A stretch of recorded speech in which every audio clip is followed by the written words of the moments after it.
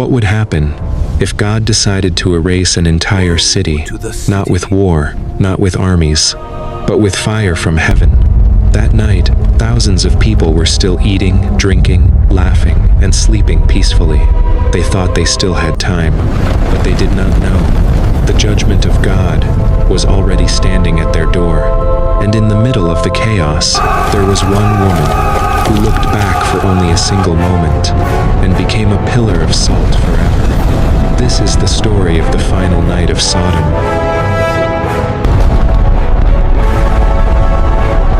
As the sun disappeared beyond the horizon, two angels of God entered the city of Sodom. Flee to the hills! This was no Do ordinary not look city. back, or you will be Sodom was consumed! wealthy, crowded, prosperous. Yet behind its walls, sin had corrupted the soul of the entire city, and heaven would remain silent no longer. Lot was sitting at the city gate when he saw the two strangers.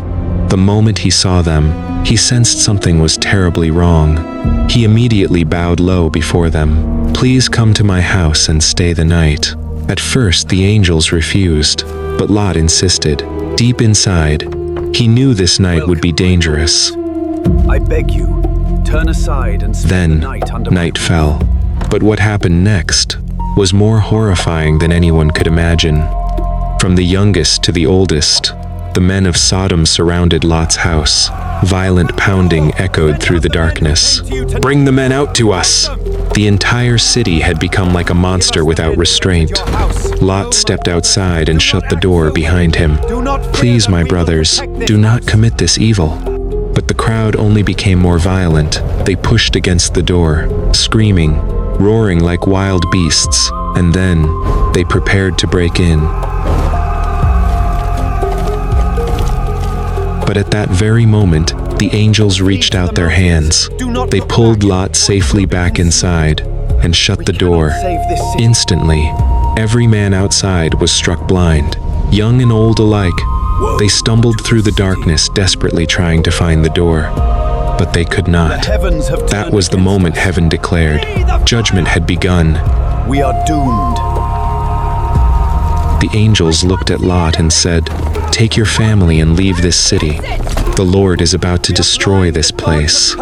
Lot immediately ran to warn his sons-in-law, but they laughed at him.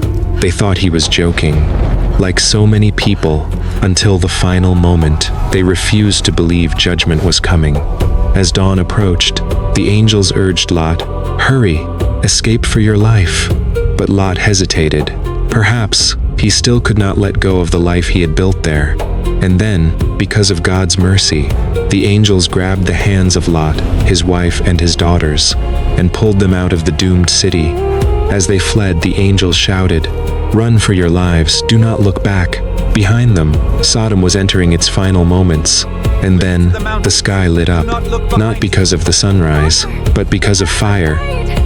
Hurry, run! Suddenly, fire and burning sulfur rained down from heaven. The earth shook violently. Explosions thundered across the plain. Buildings collapsed. Trees burst into flames. Cries of terror filled the air. In only moments, Sodom and Gomorrah became oceans of fire. The people thought they still had time, but the judgment of God came faster than they ever imagined.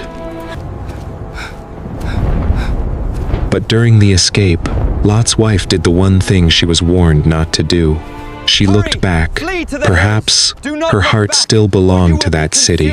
Some people want to be saved, but their hearts still cling to the very things God is trying to destroy. And in that instant, she became a pillar of salt, frozen forever in the middle of the plain, a warning to every generation. God can bring people out of Sodom, but not everyone can remove Sodom from their heart. After everything, Lot and his two daughters lived in a cave high in the mountains, afraid, alone, broken. But the tragedy was not over. His daughters believed there were no men left on earth to continue their family line. So they made their father drunk, and each of them slept with him. And from the ashes of Sodom, the nations of Moab and Ammon were born. Another painful chapter in human history had begun. Sodom did not collapse in a single night. It was destroyed by years of accumulated sin. And sometimes, the most dangerous thing is not fire from heaven, but when people continue living in darkness until they no longer want to turn back. Yet even in judgment, God still rescues those willing to leave behind what He commands them to abandon. And sometimes salvation begins by refusing to look back.